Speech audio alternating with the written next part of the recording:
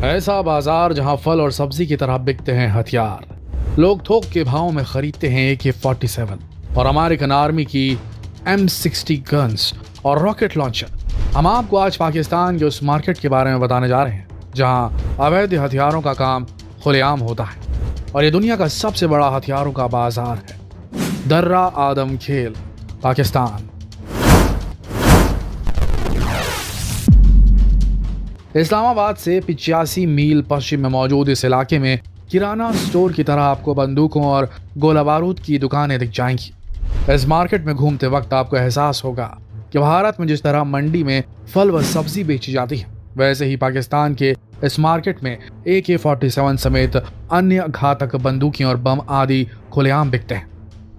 ये बाजार लगभग 150 साल पुराना है और छोटे से गांव में 2000 से ज्यादा दुकानें।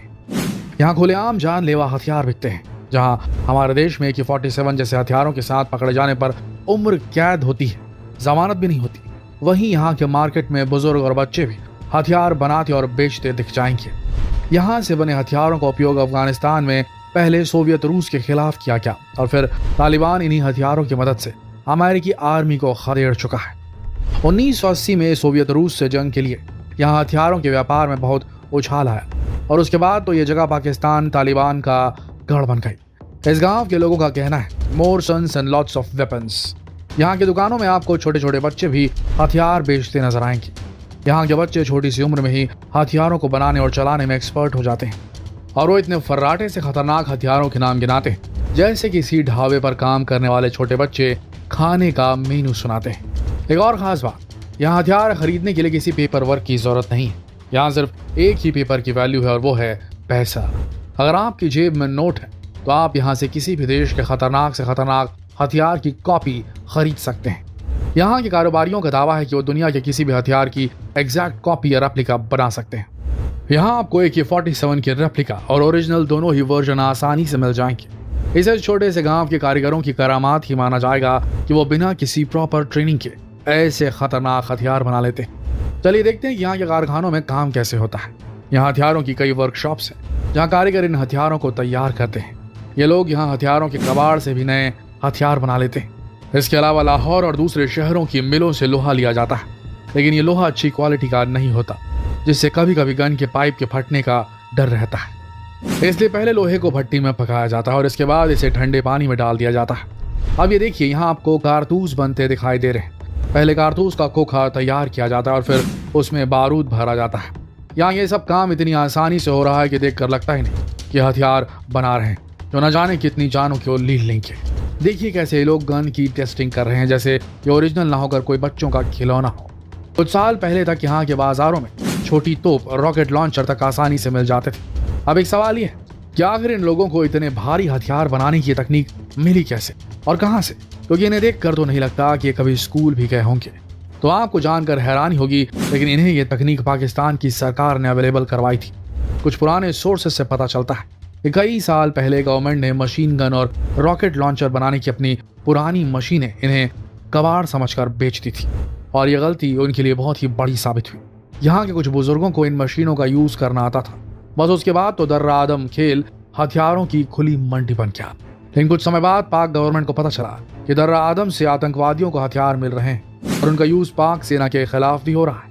लेकिन पाकिस्तान की सरकार ने अपनी आंखें बंद करके रखी और इसका नतीजा यह हुआ कि दर्रा के बनाए हथियार टेररिस्ट एक्टिविटीज में इस्तेमाल होते रहे। यहाँ आप कम से कम कीमत में भी गन और दूसरे असलहा बारूद खरीद सकते हैं। चलिए अब आपको यहाँ मौजूद हथियारों की कीमत भी बता दें। आतंकवादियों का सबसे पसंदीदा हथियार जिससे न जाने कितने मासूम लोगों की जान जा चुकी है AK-47। वैसे तो गन मार्केट में AK-47 की कीमत है 12 से 15 लाख। वहीं दर्रा के बाजार में जानलेवा गन आपको महज 50 से 60 हजार में आसानी से मिल जाएगी। यहाँ आप चोरी की या स्मगल की गई गन के अलावा ओरिजिनल गन भी खरीद सकते हैं। अगर आपका बजट इससे भी कम है तो भी कोई बात नहीं, यहाँ आपको इसकी लोकल कॉपी भी मिल जाएगी और वो भी गारंटी के साथ। और ये रेप्लिका गन आपको $250 में मिल जाएगी। यहाँ विदेश से आई राइफल भी आप आराम से खरीद सकते हैं। इसके अलावा केवल 5 से 15 हजार में आप क्लिंक गन खरीद सकते हैं।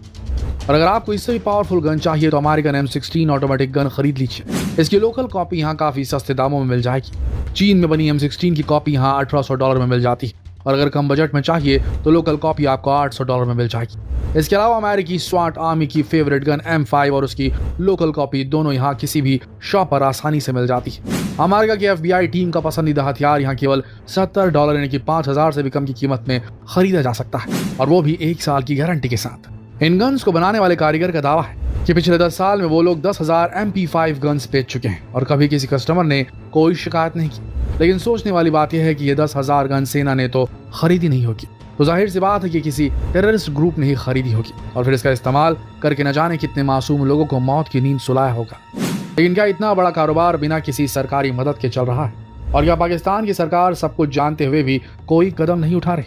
ऐसा नहीं है, लेकिन हाँ, कुछ समय पहले तक तो इस मार्केट को सरकार का सपोर्ट था, पर अब इंटरनेशनल दबाव के चलते और खुद पर आतंकवाद को बढ़ावा देने के आरोपों की वजह से पाकिस्तान सरकार हरकत में आई है और दर्रा के बाजार में हथियारों की बिक्री पर रोक लगा दी गई है। पूरे समय पाकिस्तानी सेना यहाँ तैनात रहती है और अगर कोई भी यहाँ से हथियार खरीदता पाया जाता है तो उसे गिरफ्तार कर लिया जाता है। इसके साथ ही यहाँ विदेशी टूरिस्ट के आने पर भी पाबंदी लगा दी गई है। अब यहाँ के लोग अपनी दुकानों में हथियारों की जगह रोजमर्रा का सामान रखने लगे हैं। ऐसा पाक सरकार का दावा है, और इसमें कितनी सच्चाई है वो तो कहा नहीं जा सकता, क्योंकि पाक सरकार के दावे और वादे सभी हमेशा खोखले ही होते हैं। हो सकता है अब ये कारोबार खुलेआम ना हो रहा हो, लेकिन क्या गारंटी कि ये लोग अब अवैध रूप से हथियारों की सप्लाई नहीं कर रहे होंगे। और तो और अब तो ऑनलाइन शॉपिंग का जमाना है, तो पूरी उम्मीद है ये भी हथियारों की ऑनलाइन सप्लाई जरूर कर रहे होंगे और इन्हीं हथियारों के उपयोग से फिर पुलवामा और 26/11 जैसे हमले अंजाम दिए जाते हैं। जरूरत है कि हथियारों की इस मंडी को पूरी तरह बंद कर दिया जाए और यहाँ के लोगों को दूसरे रोजगार उपलब्ध कराया जाए ताकि वो इस कारोबार की तरफ फिर से न लौटे। तो यह हाल है पाकिस्तान का और वहाँ के हाथ से निकलती सिचुएशन का। आपको ये जानकर हैरत होगी दोस्तों कि जिस तरीके से वहाँ पर हथियार बनाए जाते हैं, उनका सप्लाई किया जाता है, उनका इस्तेमाल किया जाता है, वो बेहद खतरनाक है और खुद पाकिस्तान के लोग इन हथियारों की चपेट में, इनकी फायरिंग की रेंज के अंदर आ जाते हैं। वहाँ भी ऐसे गुट हैं जो एंटी पाकिस्तानी हैं या एंटी पाकिस्तानी सरकारी हैं, यानी कि पाकिस्तान की सरकार के खिलाफ काम करते हैं, और ऐसे लोग वहाँ पर इन हथियारों को खरीद कर वहीं के लोगों को मार रहे हैं, वहीं के सरकारी ऑफिशियल्स को मार रहे हैं। ऐसे कई घटनाएं हो चुकी हैं और लगातार पाकिस्तान खुद आतंकवाद से ग्रस्त है, जिसका खुद वो आका बनकर बैठा था, जिसने जो प्लेग्राउंड दिया था आतंकवादियों को, उसी प्लेग्राउंड से नए आतंकवादी बनकर पाकिस्तान को पूरी तरीके से परेशानी में डाल के रखे हुए हैं। ऐसी स्थिति में अब पाकिस्तान कैसे जूझेगा अपनी गरीबी से और कैसे निकलेगा आतंकवाद की इस अजगर की कुंडली से, ये तो वक्त ही बताएगा। अभी के लिए ये वीडियो यहीं समाप्त होती है। जितना हो सके अगर ये वीडियो आपको पसंद आए तो इसे शेयर करें फेसबुक पर, व्हाट्सएप पर, यूट्यूब पर, ताकि लोगों का जनरल नॉलेज बढ़ सके। मिलते हैं कल एक और दिलचस्प किस्से के साथ, तब तक के लिए आप सबका इस वीडियो के अंत तक बने रहने के लिए दिल से धन्यवाद।